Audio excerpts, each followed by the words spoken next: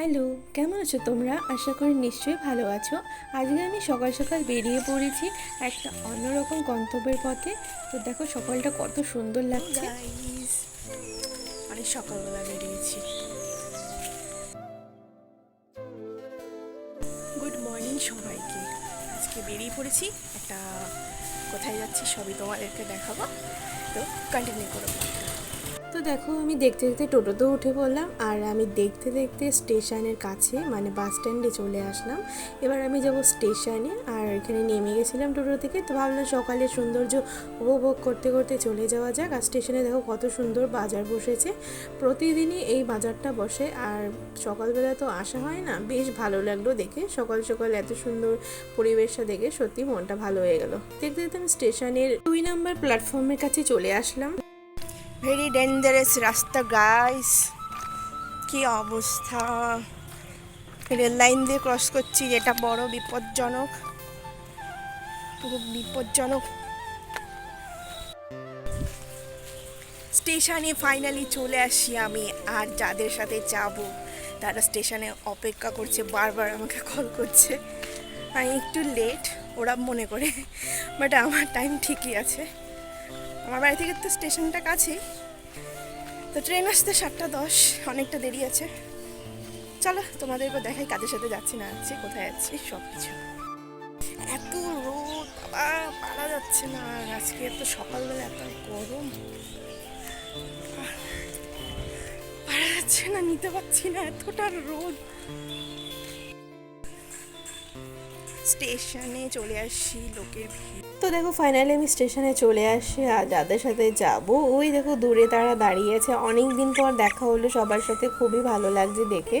তো এবার তো ওরা টিকিট কেটে নিয়েছে, এবার চলো আমার টিকিট কাটার পালা। তাই ওদেরকে বললাম এখানে দাঁড়িয়ে থাকতে, আমি টিকিট কাটতে গেলাম। টিকিট কেটে এসে সবাই মিলে এক জায়গায় জমায়েত হয়ে একটু আড্ডা দিচ্ছিলাম, আর অপেক্ষা করছিলাম ট্রেনের জন্য, ট্রেন কখন আসবে। আমরা চলে আসি, যাদের সাথে যাব সবাই সকাল সকাল চলে আসছি। অনেকদিন পর অনেকদিন পর আর একজন আসছে ট্রেনে দেখা করবে। ফাইনালি অপেক্ষার অবসান, ট্রেন ঢুকছে স্টেশনে, আর আমরা অনেকক্ষণ ধরে অপেক্ষা করছিলাম। তো শেষে ট্রেনটা চলেই আসলো, এবার আমাদের যাওয়ার পালা। তো চলো ট্রেনে উঠে একবারে তোমাদের সাথে কথা বলছি। চলে আসছে ফাইনালি, যাচ্ছি। এরপরে আমরা ট্রেনের মধ্যে উঠেও পড়লাম, আর দেখো দেখতে দেখতে ট্রেনটা ছেড়েও দিল, আর আমরা নিজেদের শহরকে বিদায় জানিয়ে চললাম একটা অজানা গন্তব্যের পথে। আর হ্যাঁ, তোমাদেরকে বলেছিলাম কিছু মেম্বার আমাদের ট্রেনের মধ্যে রয়েছে। তো দেখো এই যে আমরা সবাই মিলে যাচ্ছি। প্রথমে তো 3 জন ছিল, আর লাস্টে দেখো কোনাতে একজন দেখতে পাচ্ছে, ও নিউ, ও আগের থেকে ট্রেনে ছিল। তো আমরা 3 জন পরে ট্রেনে উঠেছিলাম, আর এই 2 জন এরাও ট্রেনে আগের থেকে ছিল। এই 3 জন আমাদের সাথে পরে অ্যাড হয়েছে, এই আমরা 6 জন টোটাল সবাই মিলে যাচ্ছিলাম। পর সকাল সকাল ঝালমুড়ি উঠেছিল, আর আমি সেটা নিয়েও নিলাম। আর আমার তো ট্রেনের ঝালমুড়ি বরাবরই পছন্দ, সেটা তোমরা আমার আগের ব্লগগুলিতেও দেখেছো। আমার ট্রেনের ঝালমুড়ি সত্যিই খুব ভালো লাগে। আর ভাবলাম সকালবেলা যখন কিছু খেয়ে আসিনি, তাই ভাবলাম একটু ঝালমুড়ি খেয়ে নেওয়া যাক। কখন পৌঁছাবো না পৌঁছাবো তার তো কোনো ঠিক নেই, এই ভেবেই আমি খেয়ে নিয়েছিলাম মুড়িটা। অনেকটা দূর যেতে চলেছি, তো ট্রেনে যেতে যেতে প্রায় ক্লান্তই হয়ে পড়েছিলাম, তাই একটু আমরা হাসি মজা করে নিচ্ছিলাম সময়টা কাটানোর জন্য। বেশ অনেকটা ভালো সময় কাটিয়েছি, খুবই খুবই ভালো লেগেছে। আর ট্রেনের মধ্যে যে বোরিং হচ্ছিলাম, কারণ অনেকটা জায়গায় ট্রেন দাঁড়িয়ে দাঁড়িয়ে আসছে, বলতে গেলে প্রায় বিরক্ত হয়ে গিয়েছিলাম। 2-3 ঘন্টা ট্রেন বসিয়ে রেখেছিল আমাদের। অ্যাট লাস্ট দেখতে দেখতে ফাইনালে আমি কিষানগঞ্জে পৌঁছে গেলাম। অনেকটা সময় ধরে কষ্ট করে ধৈর্য ধরে বসে থাকার পর অ্যাটলিস্ট ট্রেনটা যখন অনেকটা কাছাকাছি এসে পৌঁছালো, তখন খুবই ভালো লাগছিল। কিন্তু সত্যি বলতে ট্রেনটা সেই দিনকা আমাদের কপালটা এতটাই খারাপ ছিল, 3 ঘন্টা ট্রেন লেট, প্রতিটা জায়গায় স্টপেজ না থাকার পরেও ট্রেনটা দাঁড়িয়ে যাচ্ছিল। এটা লোকাল ট্রেন, কিন্তু কোনোদিনও ঠিক টাইমে গেলে হয়তো এরকমটা হয় না। আমি অনেকবার ট্রাভেল করেছি এটাতে, কিন্তু সেই দিনকা এতটাই ভাগ্য খারাপ ছিল সত্যি, মানে কি বলবো, মানে বিরক্ত হয়ে গেছি। তো দেখো ফাইনালি ট্রেনটা কিষানগঞ্জ থেকে বেরিয়েও যাচ্ছে, আর মনটা ভালো হয়ে গেল। ফাইনালি চলে আসি, চলে আসি, চলে আসি। কি মজা, কি মজা, কি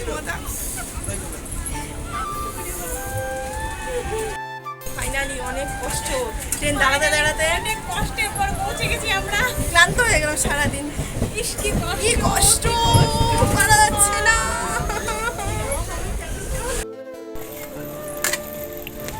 ফাইনালি চলে আসি, নামছি। বাপরে বাপ, অবস্থা খারাপ।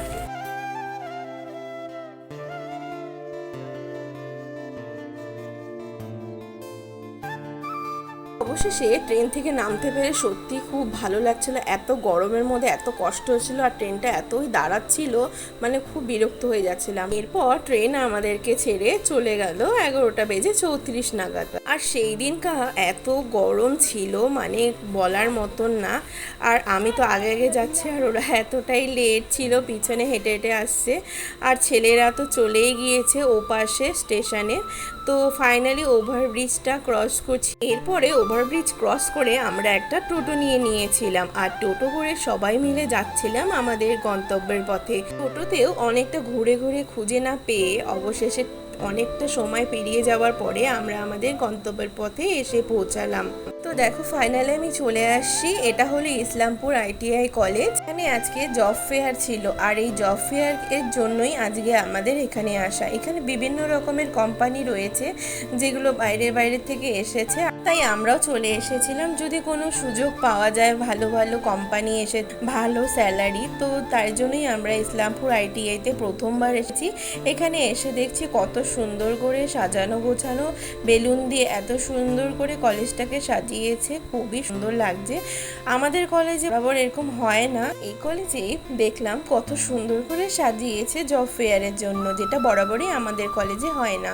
তো বেশ ভালোই লাগলো। আর এখানে তো মিটিং করা হয়েছিল।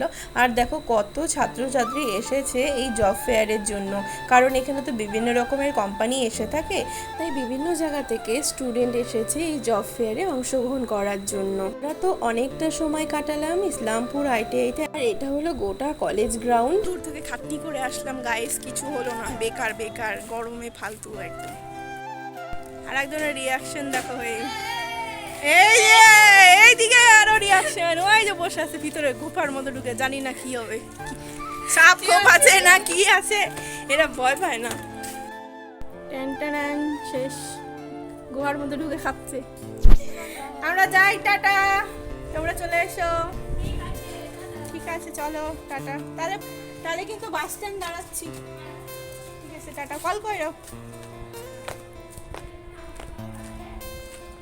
এক্সিট হয়ে যাচ্ছি, আর কোনো কাজ নেই, বেফালতু ইসলামপুর আসে এত দূর। যাই হোক, আমার একটা কন্টেন্ট ব্লগ হয়ে গেল আর কি। এরপর আর কি, কলেজে তো কোনো কাজ হলো না, টোটো পেয়ে গেছিলাম একটা, তো ভাবলাম টোটোতে উঠেই পড়ি, বাস স্ট্যান্ডে যেতে হবে, কারণ বাড়ি যেতে হবে আমাদের। অনেকটা সময় এখানে কাটালাম, কারণ বাড়ি ফিরতে হবে, অনেকটা টাইম চলে গেল আর বেলা হয়ে যাবে বাড়ি যেতে যেতে, তাই বেশি দেরি না করে আমরা টোটোটা যখন পেয়েই গেছি তাই উঠে পড়লাম।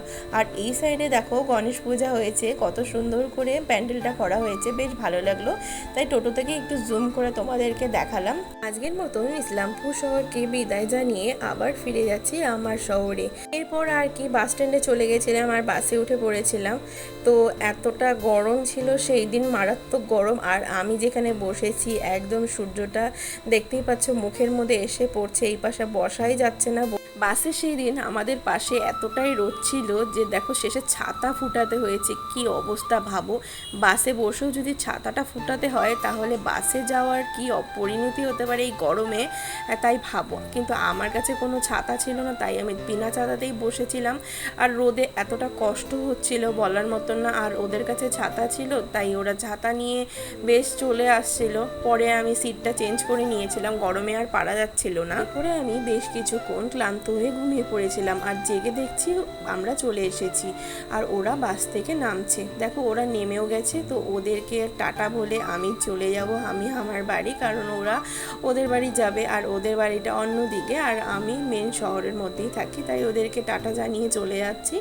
তো আমি সারাদিন অনেক ক্লান্ত হয়ে গেছি, এত আমার মুখ চোখের অবস্থা দেখো এতটা বাজে বলার মতন না। সারাদিন খাওয়া নেই দাওয়া নেই, তা হোটেল থেকে খেয়েছিলাম তবু ঘরের মতো মতন সেই আরামটা কি আর পাওয়া যায়।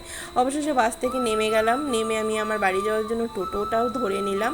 সারাদিন ক্লান্ত থাকার পর আমার চোখ মুখের অবস্থা দেখো কি অবস্থা, আর ঘেমে টেমে আমি পুরো একেবারে শেষ।